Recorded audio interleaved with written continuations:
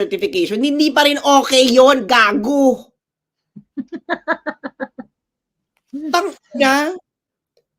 Okay Oo. yan? Okay, sa kumpanya niyo okay yan? Oh, hanggang pag 500,000 wala na, hindi na kailangan ng resibo. Ano, transparent na tayo niyan, ganyan. O di pwedeng ang gawin, o di ano yan, 500,000 in a year? Or every 500,000 na ibibigay sa'yo, hindi kailangan ng resibo? Oo. Magkaliwanagan tayo. Wala kasing Mm. nakalagay dun sa resolution mo. Ang nakalagay sa resolution mo, budget allotment for MOOE of every member of the Senate and congressman.